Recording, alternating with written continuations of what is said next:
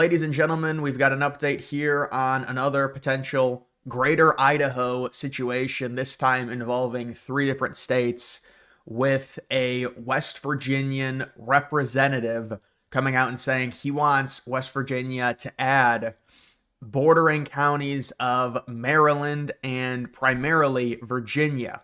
We know what happened with the recent election in Virginia.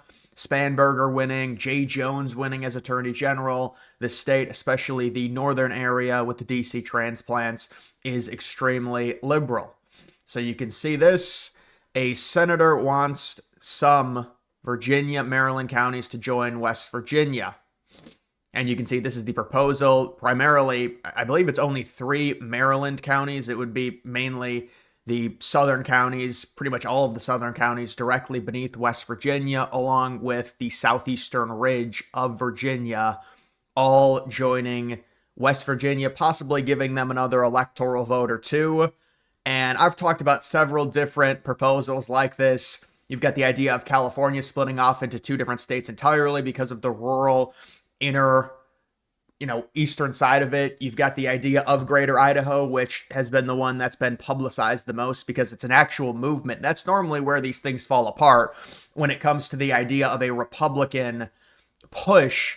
When you've got a bunch of rural counties, we understand the dynamic. The urban centers are super liberal and they're super dense in terms of the population, so they can control, like in Oregon, like in Washington State, like in, to a degree, Virginia. Many of these states, this is how it is.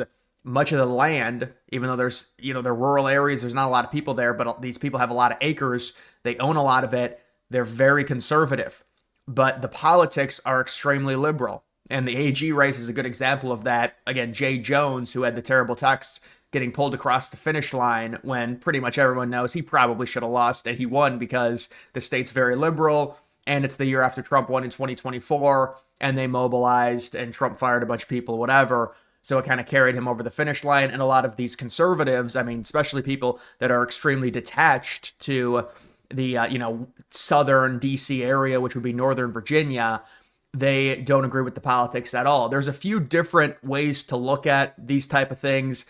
The biggest issue is, I would say there's two issues, but the biggest one is the passage of the state legislatures.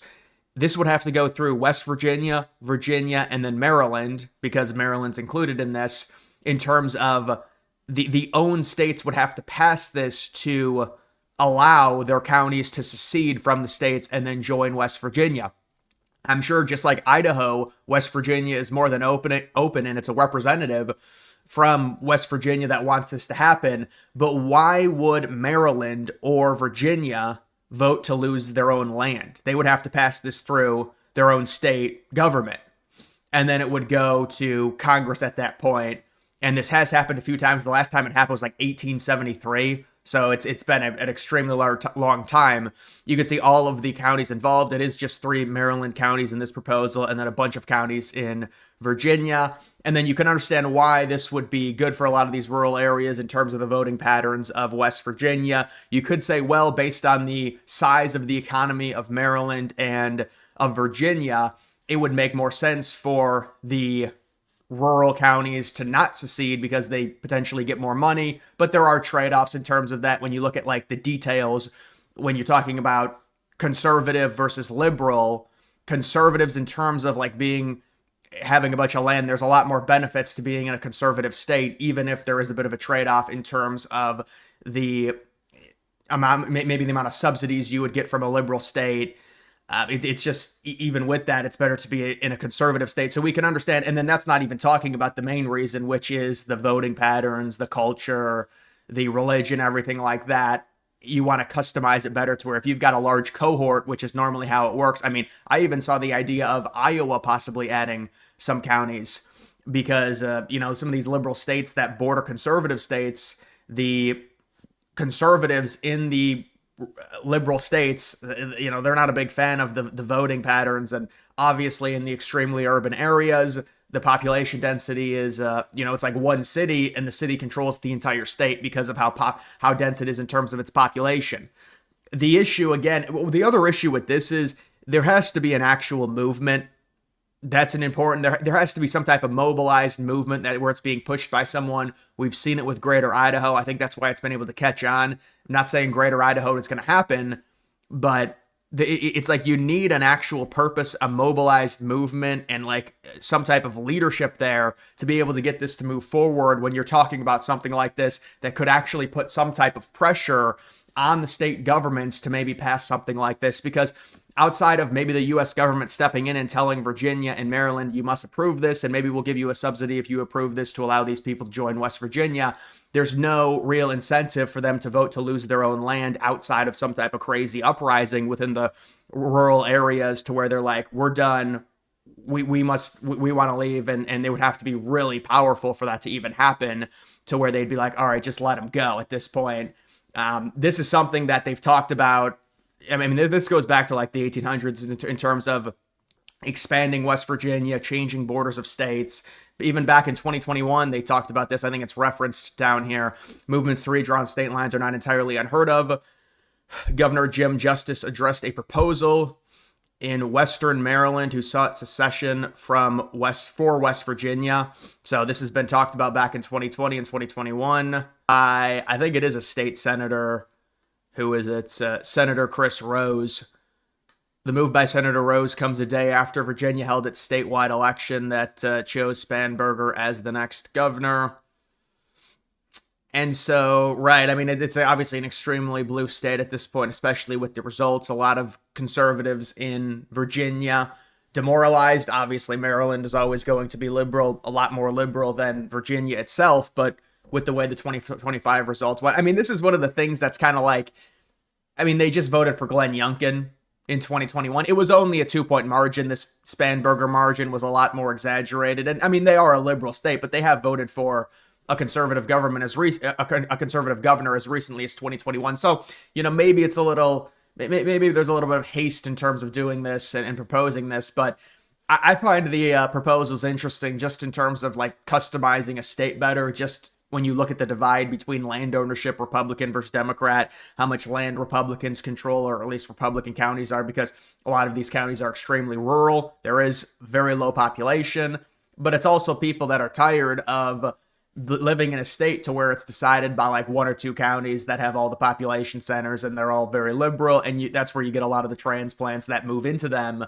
from other states that are liberal, and then they vote liberal, and then the state stays liberal. So Virginia is a little bit of a different case, again, because they did vote for a conservative governor in 2021. Obviously, like Oregon is more liberal, Maryland is more liberal. It would be surprising at this point to see a conservative governor in either of those two states. But yeah, these type of things, it's just a big issue in terms of, I don't really see a movement to where there's, number one, it's hard to really get this off the ground in terms of like making the idea more popular, because it would involve, a lot of rural counties with not a ton of people.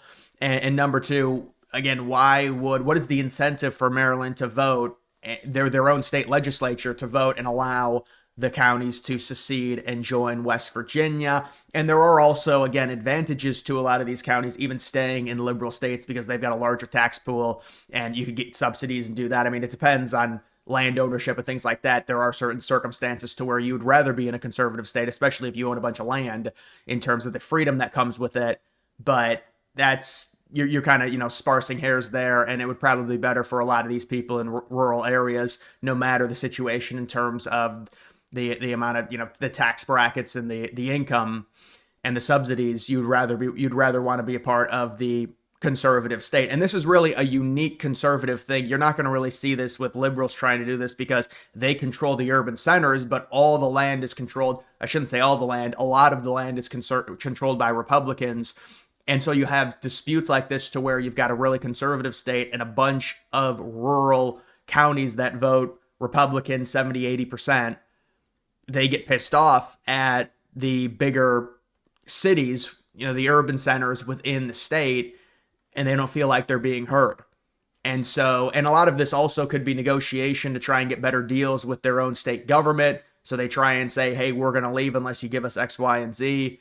And so maybe that's what this ends up being. But a lot of these proposals, they don't go anywhere, because there's really no incentive and there's really no mobilization of an actual movement to push them somewhere. So And this is something to where, again, they did just elect Youngkin in 2021, a Republican.